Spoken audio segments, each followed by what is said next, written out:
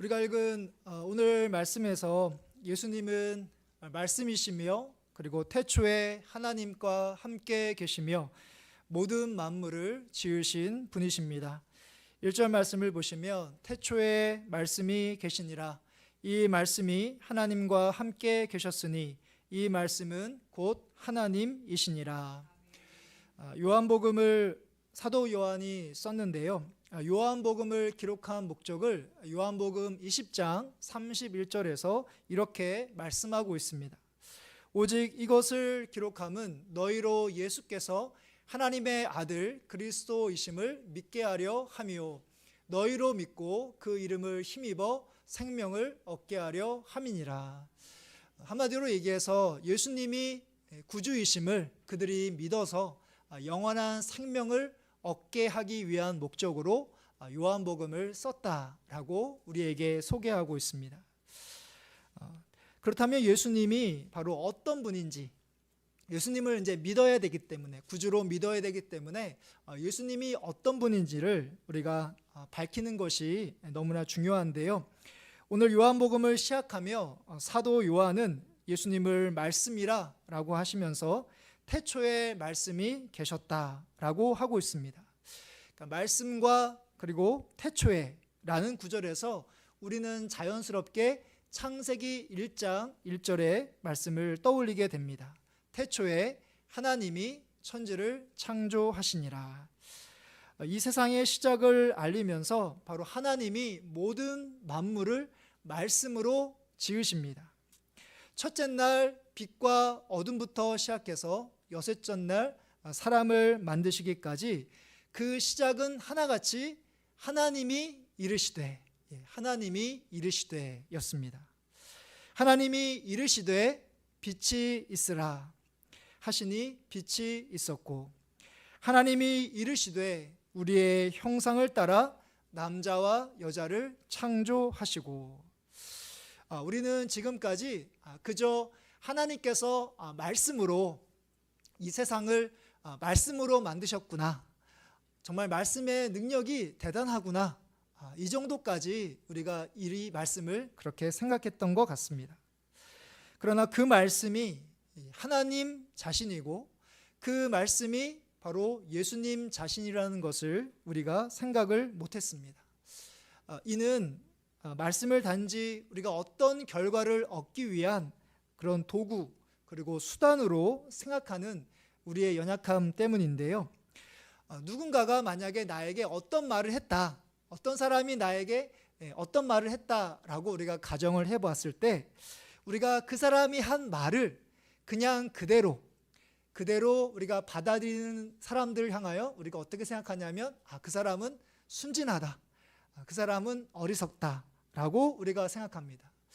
그 이유는 지금까지 우리가 인생을 살아오면서 어떤 사람이 한 말을 그대로 우리가 받아들였다가 그대로 믿었다가 우리가 실망하고 낭패를 당했던 경우가 너무 많이 있었기 때문입니다. 그러나 예수님은 다릅니다. 우리가 예수님을 인격적으로 경험한 경우에 우리 대부분은 말씀으로 예수님을 만납니다.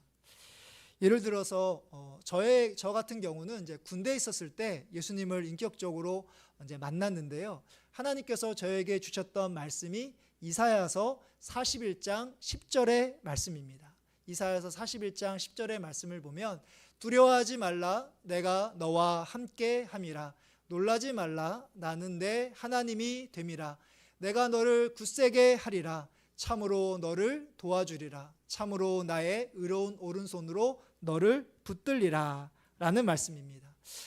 처음에는 이 하나님께서 이 말씀을 제게 주셨구나 라고 그렇게 생각을 했고, 이 말씀을 제가 매일 암송하면서 훈련소 생활을 했습니다. 그랬더니 정말 이 말씀대로 저에게 있었던 두려움이나 어떤 무서움이나 걱정이 다 사라지고 훈련소 생활을 잘 마칠 수가 있었습니다.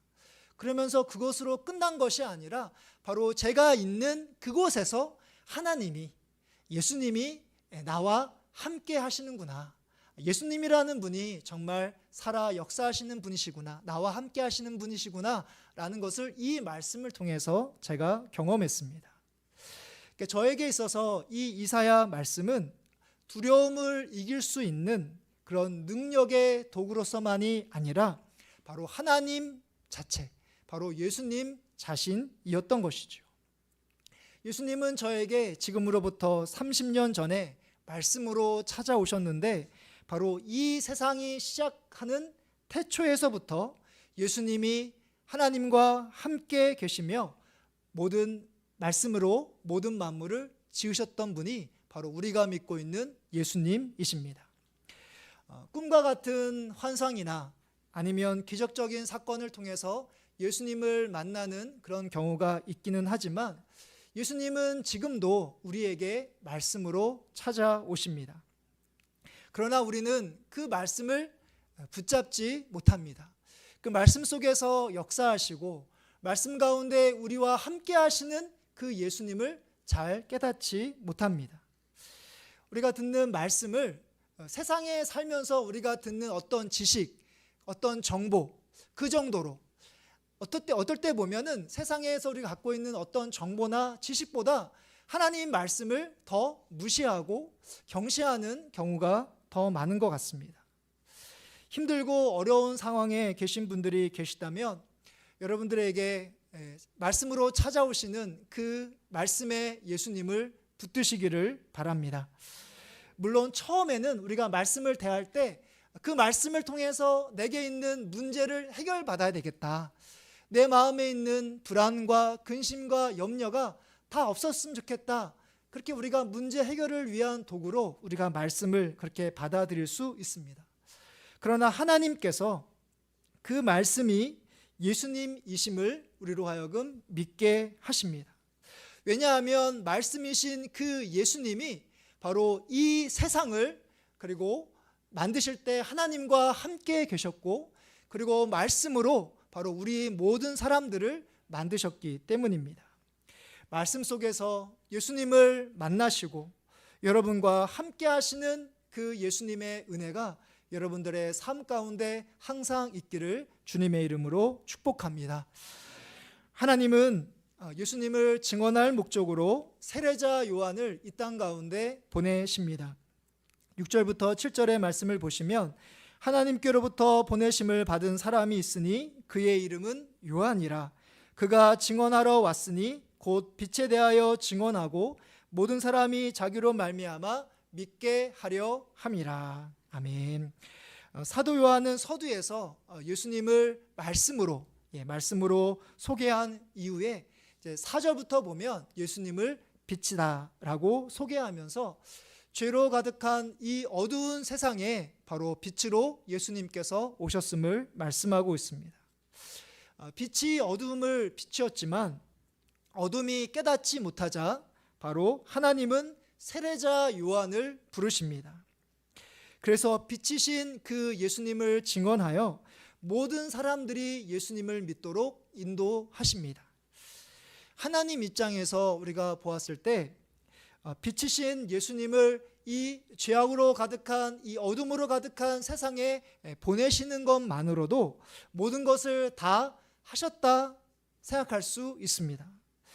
창세기 3장 말씀에서 바로 아담과 하와가 원죄를 지은 순간부터 그리고 선지자와 같은 하나님의 사람을 통해서 계속해서 죄를 돌이키고 그리고 메시아이신 예수님을 기다리라, 예수님을 바라보라 라고 하시면서 바로 하나님의 그 구원의 말씀을 계속해서 전하셨기 때문이죠.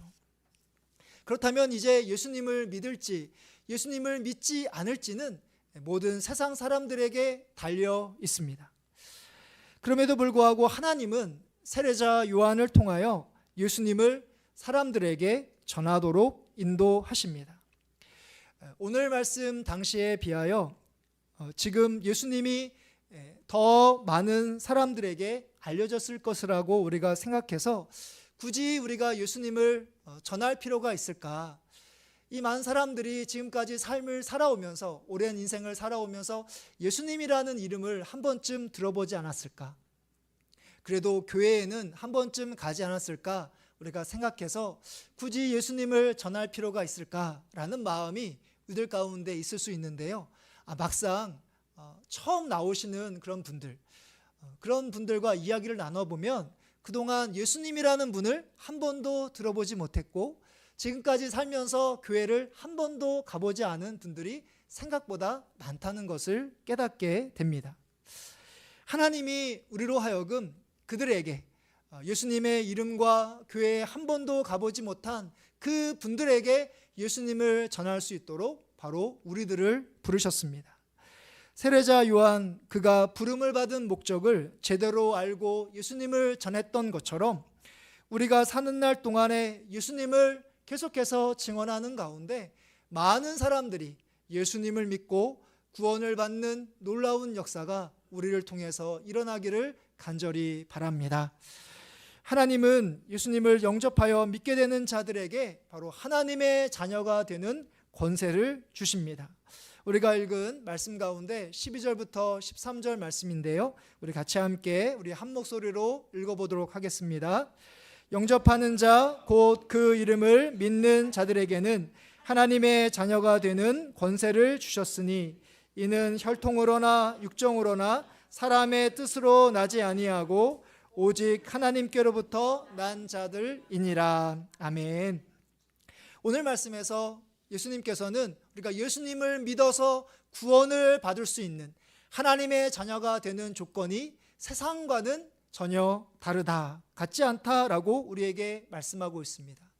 그러니까 세상에서는 그가 어떤 가문 출신인지, 그가 얼마나 많이 배운 학력과 경력과 실력이 있는지에 따라서 바로 그 사람이 성공할 수 있고 출세할 수 있는 중요한 조건이 된다면, 하나님의 자녀가 되는 것은 오직 예수님을 영접하는 것에 달려 있습니다. 만일 하나님께서 우리로 하여금 예수님을 믿어서 예수님을 받아들여서 하나님의 자녀가 되는 그런 조건이 되는 것을 세상 사람들처럼, 세상의 조건처럼 만약에 우리에게 요구하셨다면 저를 포함한 많은 사람들이 바로 예수님을 영접하지 못하고 하나님의 자녀가 되지 못했을 것입니다. 그러나 하나님은 결코 세상의 기준이 아니라 오직 예수님을 믿는 자라면 그가 그전에 어떤 삶을 살았든지, 그가 어떤 가문이든지, 그가 얼마나 많이 배웠고 실력이 있는지 상관이 없이 바로 예수님을 영접하는 사람이라면 예수님의 하나님의 자녀가 되는 권세를 허락해 주십니다. 우리는 이 말씀을 예수님을 믿으면 하나님의 자녀가 되는 것이 변함이 없다라고 그렇게 생각을 합니다. 예, 맞습니다. 우리가 예수님을 영접하는 순간 하나님의 자녀가 되는 것은 변함이 없습니다.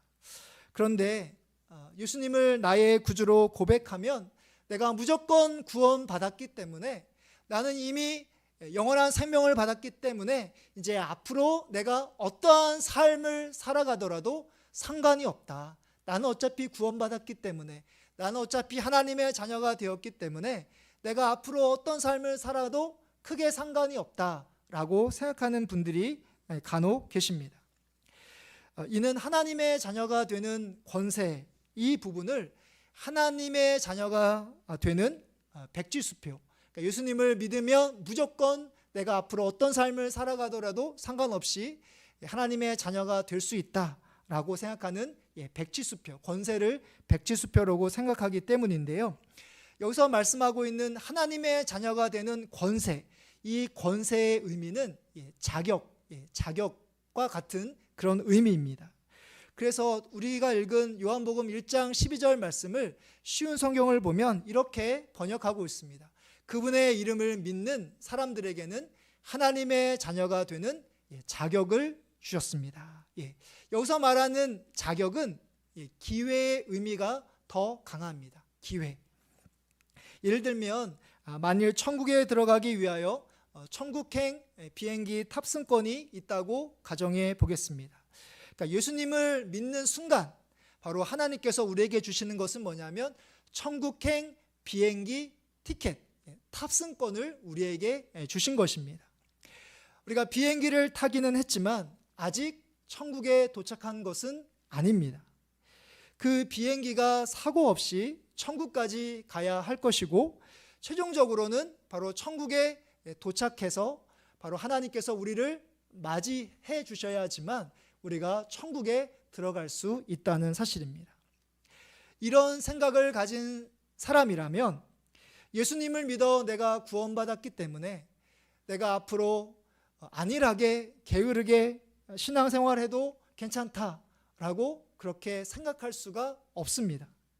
오히려 내가 아직 천국에 들어가지 않았기 때문에 그때까지 내가 깨어 거룩하게 살아가야 된다라고 생각하게 될 것이기 때문이죠. 왜냐하면 13절에서 우리에게 말씀하고 있는 것처럼 우리가 예수님을 믿어서 하나님의 자녀가 된 것이 바로 우리의 힘과 능력으로부터 나온 것이 아니라 하나님께로부터 난 자들이기 때문입니다. 그러니까 하나님께서 우리를 부르셔서 예수님을 믿고 하나님의 자녀가 되게 하셨기 때문에, 그 은혜를 받은 자이기 때문에 우리가 하나님께서 우리를 부르시는 순간까지 계속해서 거룩한 삶을 살아갈 수 있다는 사실입니다. 전적인 하나님의 은혜로 예수님을 믿게 된 것임을 아시고 천국에 이를 때까지, 천국에 도착할 때까지 하나님의 자녀로 거룩하게 살아가시는 믿음의 성도님들 되시기를 간절히 바랍니다. 이제 마지막 부분을 보시면 우리가 구원받은 하나님의 자녀로 살아갈 수 있도록 예수님께서 육신이 되셔서 우리 가운데 함께 계십니다. 14절의 말씀, 우리 14절의 말씀 같이 함께 한 목소리로 읽도록 하겠습니다. 말씀이 육신이 되어 우리 가운데 거하심에 우리가 그의 영광을 보니 아버지의 독생자의 영광이요 은혜와 진리가 충만하더라. 아멘. 말씀 1절에서 예수님이 바로 말씀이라고 소개를 해드렸습니다. 그 말씀이신 예수님이 육신이 되어 우리 가운데 거하셨다라는 뜻은 바로 예수님께서 인간의 몸으로 이 땅 가운데 오셔서 우리와 함께 하신다는 그런 뜻입니다. 제가 작년 3월쯤에 제가 다른 말씀을 가지고 설교를 하면서 제가 이야기를 했던 적이 있었는데요. 한컷 만화 기독교 진리 130이라는 책을 보면 김재욱이라는 작가가 예수님이 인간이 되신 것을 이렇게 설명한 적이 있습니다.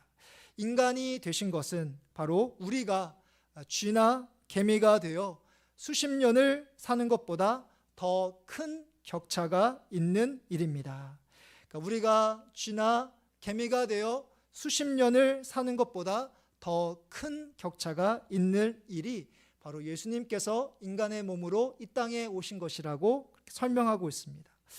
여러분들 지금까지 살면서 내가 쥐나 개미가 되어서 정말 아주 작은 존재가 돼서 땅바닥에 기어다니는 그런 모습을 상상한 적이 한 번도 없으실 것입니다. 그런데 그것과 비교할 수 없는 예수님께서 인간이 되신 것은 바로 우리를 위해서입니다. 우리를 위해서.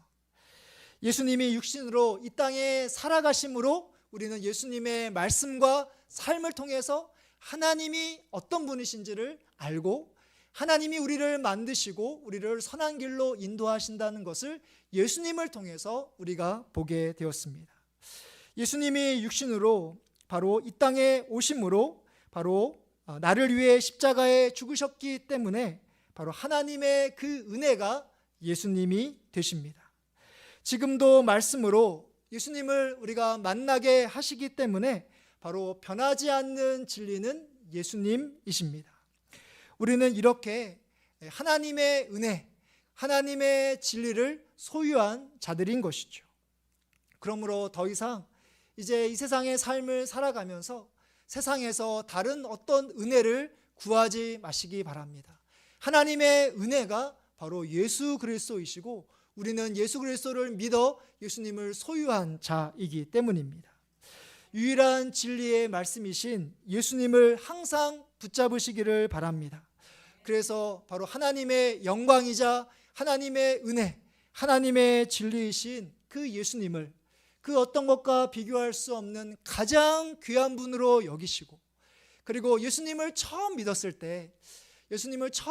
때는 예수님을 통해서 예수님께서 내게 주실 그 무언가, 나의 문제를 해결해 주시고, 또한 내가 연약한 가운데 있다면 강하게 만들어 주시는, 이렇게 하나님께서 예수님을 통해서 우리에게 주실 그 무언가를 바라보고 그렇게 신앙생활을 시작하셨다면, 이제는 예수님 한 분만으로, 다른 그 어떤 것을 우리가 갖지 않는다 하더라도, 여전히 부족한 것이 많다 할지라도 예수님 그저 한 분만으로 만족하고, 예수님이 주시는 그 은혜에 감사하며 예수님의 뒤를 따라가는 신실한 믿음의 성도님들 되시기를 주님의 이름으로 축복합니다.